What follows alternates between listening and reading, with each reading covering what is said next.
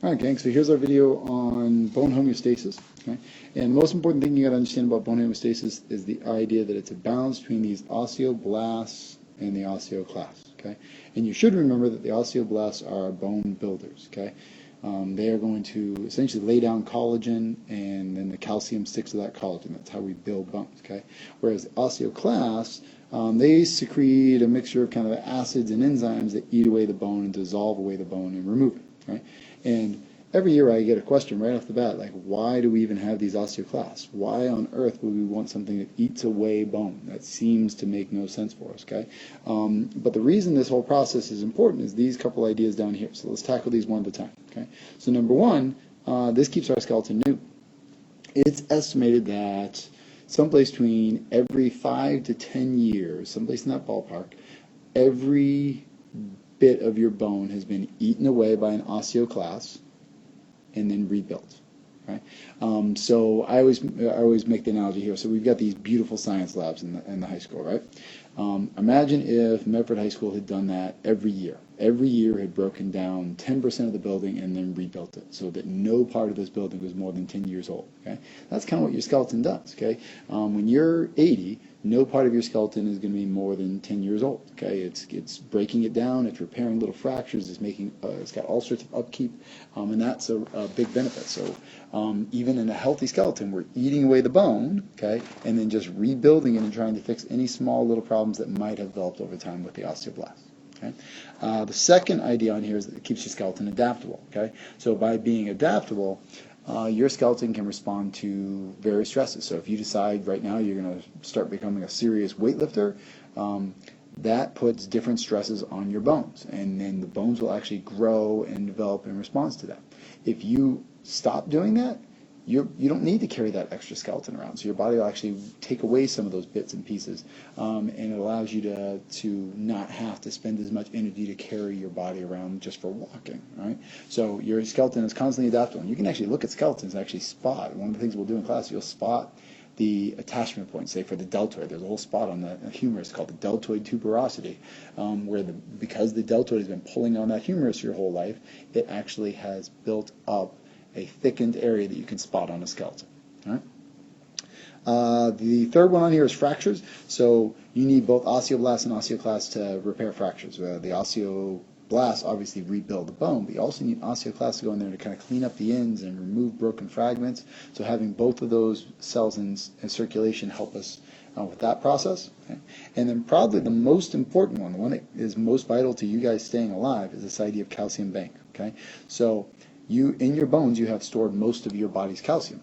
The osteoclasts are the way you can remove some of that calcium. So if you skip breakfast today, let's say you fast the whole day, your body is losing calcium. You pee out some calcium all day long.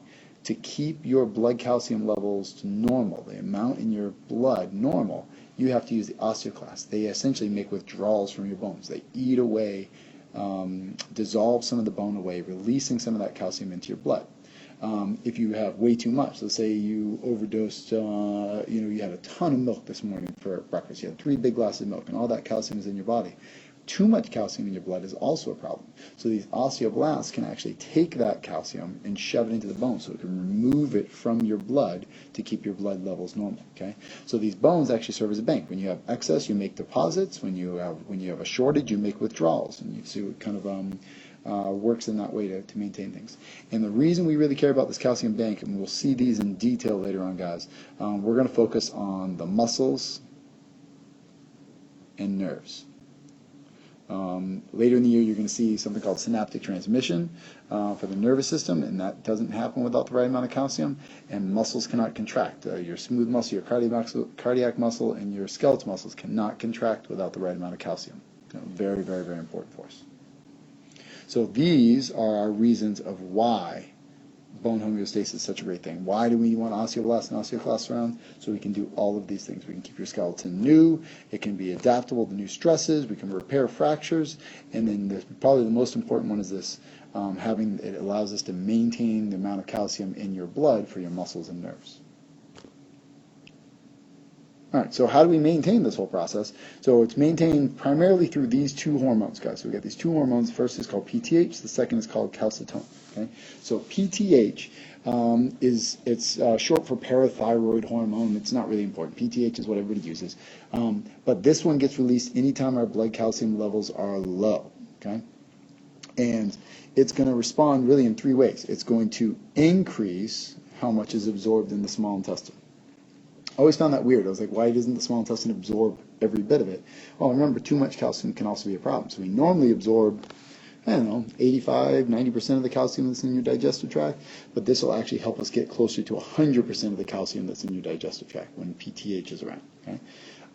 We also will decrease how much the kidneys pee out, right? So we are constantly peeing out some calcium, but with PTH it becomes less. You lose less from your body. So it's a way of getting more in and losing less calcium, okay? And then as we mentioned earlier, we're going to stimulate these osteoclasts. And these osteoclasts are going to eat away the bone, and that releases calcium from the bone to the blood, okay? And by releasing it into the blood, now we're fixing our blood calcium levels. The second hormone is called calcitonin, and it's pretty much going to do the exact opposite. We release when calcium levels are too high.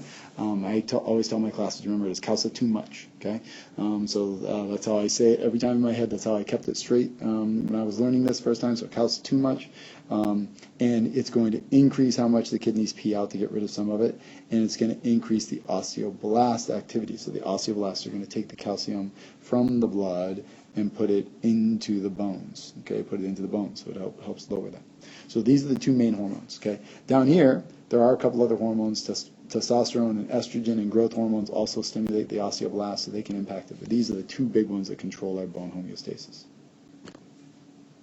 So the other pieces that we talked about here, guys, other factors that can affect influence bone homeostasis, obviously, whether you're taking in calcium, right? If you're not, then you're going to be making withdrawals from the bones. If you are, then you're probably making deposits in there or maintaining your bones, okay?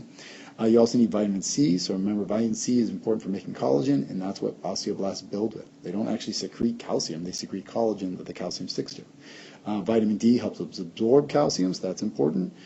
Gender can be a factor, and this is an average, guys, so don't read too much into that. But in general, men have about 15% greater bone mass, so that's another factor in there. Okay, genetics. There are people that have thicker, heavier bones, and people that have thinner bones. Okay, some of that's just determined by weight. The heavier you are, the more pounding you put on your bones. There's exercise would be another component inside there. Okay, age. As we age, the balance gets thrown off, so the osteoblasts tend to slow down, and the osteoclasts kind of tend to maintain their rate. So all of a sudden, you're eating away bone faster than you're building it. Okay, and that goes back to the picture of the osteoporosis, which we're going to go back to in just a second. Okay, and then this is a weird one down here.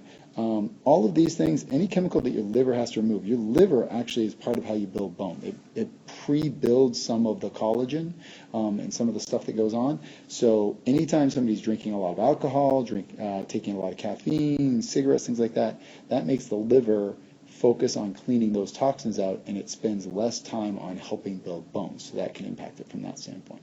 Right? And then the last one is carbonic acid. So carbonic acid you find like in sodas, any carbonated beverage, prevents some of the absorption of calcium in your digestive tract. So if you have too much carbonic acid, you don't absorb calcium very well. And just wrapping this up, this is why we're worrying about it, guys. This is the normal, healthy, spongy bone in your body. Okay, this is spongy bone when we see osteoporosis, and this is what we want to avoid, because if you get brittle bones like this, all these little holes in here, brittle bones, you will not be able to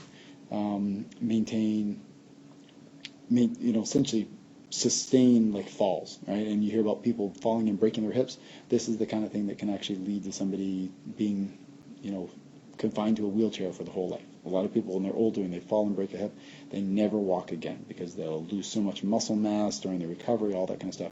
So we want to avoid this osteoporosis at all costs, guys. You want to make sure you have bones. These holes are supposed to be here. This is called spongy bone, but these are supposed to be nice and strong lattices. It's almost like a spring that supports your bones. You don't want the little holes punched through the springs.